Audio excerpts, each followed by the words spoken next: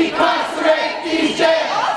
Reform bail, reform bail, incarcerate these jails. Reform bail, incarcerate these jails.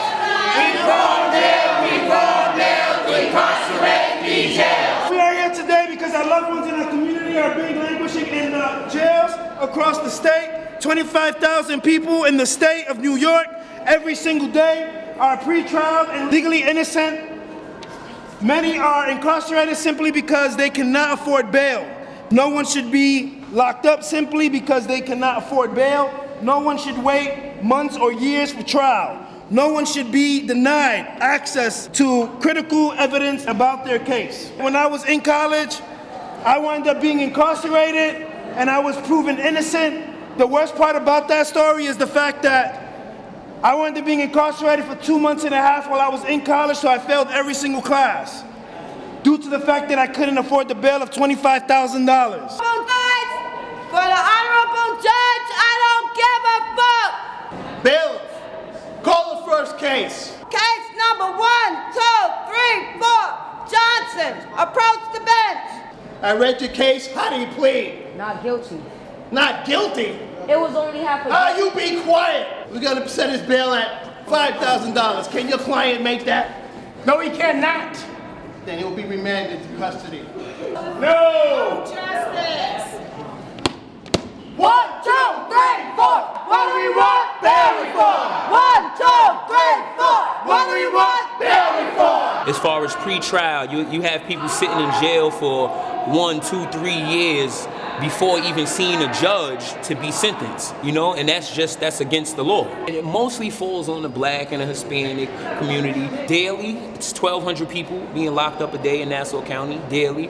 Myself alone, I've been incarcerated, $200,000 bills, $100,000 bills, and then they'll give you a bond, but you'll end up having to pay $10,000 cash and put up a home to bail out. You know, and it's like when you're coming from where we come from, all of those resources are not available. You know, we're coming from the bottom. We're from Section 8 homes. You know, like we can't pay our own rent, let alone put up a house.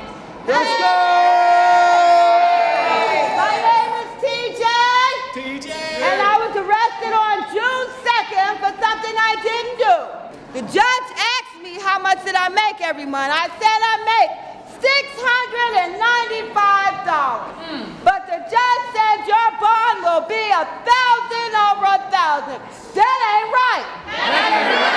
I got arrested again in less than 60 days in front of the same judge for the same charge. This go round, the judge said your bond is 25 over 25. That ain't right. That ain't right. So we come here today to make change, because nobody should have to go to jail for something they did not do. That's right. We will not continue to let this system use us as ATM machines. I was in jail for 2 fucking weeks. I couldn't afford that bill to get out. I didn't know when they were going to call my name. I didn't know what was going on.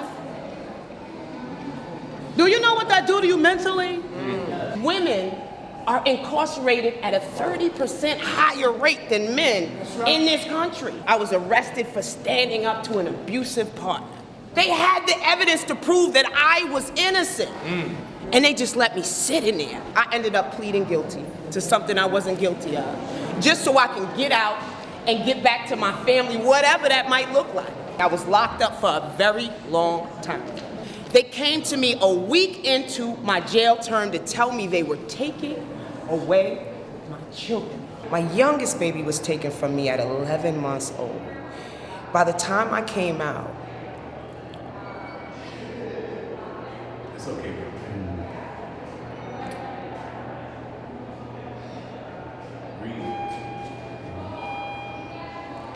when we say this is the residue that remains, we always say this is the residue. By the time I came out, my son didn't know who I was. And I had to put his head to my chest so he could feel my heartbeat, just so he could remember that I'm his mother. Even after that, After I took the plea deal, I came out. I wasn't allowed to see my children for months and months and months and months, where I had to do the research and see that there were rapists, murderers, high felony offenders that actually were charged. Mind you, I was proven innocent.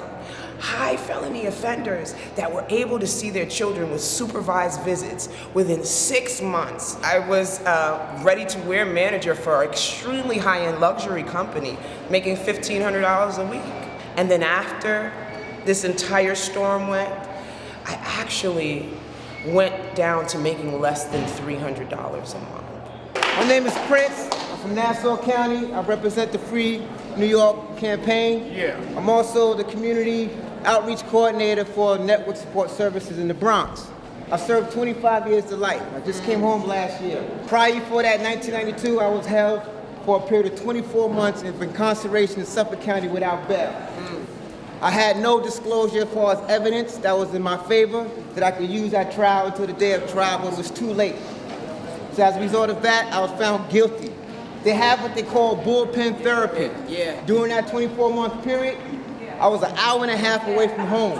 I was going to court approximately 17 times, only seen the judge 3 times. It gets you so frustrated and it's so draining on you that it forces you to plead guilty, even when you're innocent. That's right. So we got to put a stop to this. I sat in Rikers Island for 18 months for a crime that I didn't commit. That ain't right. I sat in Rikers Island with a $75,000 bail, which I could not afford to pay. And they knew that. Yeah, they knew that. The case was dismissed, but the law states that once a case is dismissed, that you go back to living your life as it was before this.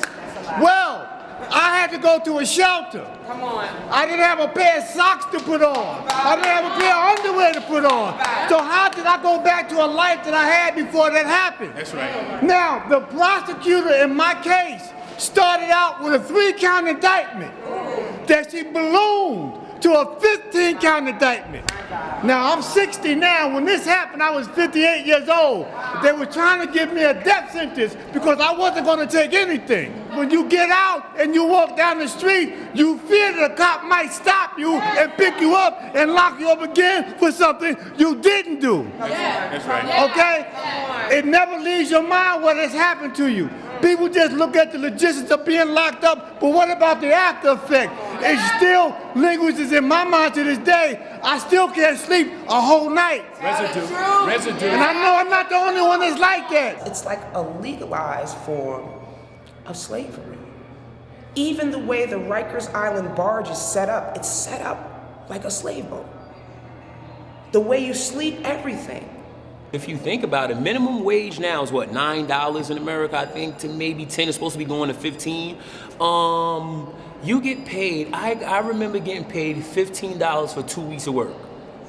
$15. That's worth, I mean, if you think about it, there are people in sweatshops in third world countries that are getting paid more than that, you know? And we're forced to work. It's work or go to the box. You see what I'm saying? Or be in solitary confinement. They have jails where they press license plates. They have jails where they build classroom furniture. You know, things that's really, literally feeding America and helping it to grow. You know, and they're getting paid 13, 14 cents an hour, you know, and it's majority black. The one thing that separates us today from slavery of yesteryear is one thing. And that one thing is the amendment that tells us that slavery is abolished except in the case of criminal punishment. This is a reverse slavery. They try to play with our minds and put us back in bondage. And what they use in order to do that are the tools of government. We cannot say that the United States is the land of the free. That's right. If we have more people in jail than slaves back in the slavery time. We cannot say that the United States is the land of the free if we have more people restricted from their voting rights, even before the civil rights movement. Come on. Because of this, the criminal justice system. That's right. I'm a dreamer. And I can tell you that the latest attack on our immigrant communities runs parallel to the criminalization of our black and brown communities. I'm not gonna tell you how devastated it is to go through a deportation. We know. It's the same experience when you take somebody, when you take your son, when you take your daughter, your mom, your sister, your brother, and you put him in jail. It's the same feeling. 2 young black boys were killed because they was afraid to go to jail.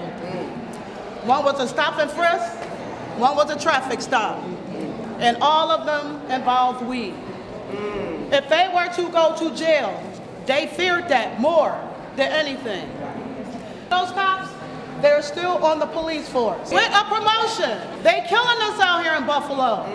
And it's not only Buffalo, it's just everywhere. India Cummings was murdered inside of the Erie County Holding Center after she called for help. She was going through something mental that she needed help with. She asked for an ambulance. 2 officers showed up. It must not have been inviting because she fled them. They eventually arrested her. They didn't take her to the hospital. They took her to Erie County Holding Center. They beat her. She went to cardiac arrest. They shipped her to the hospital. For 3 days, she was on life support. So she was already dead when she left Erie County Holding Center. This woman had no prior charges ever. She's never been in trouble. I graduated with her. I knew her on a social, on a friends level. She was actually someone that was a mentor to me. There are hundreds of thousands of people who have died at the hands of the state in county jails.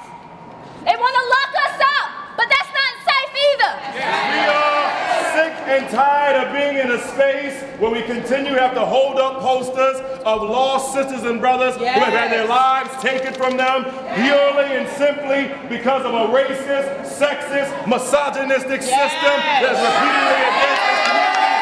We reject this. We don't allow for this. We will not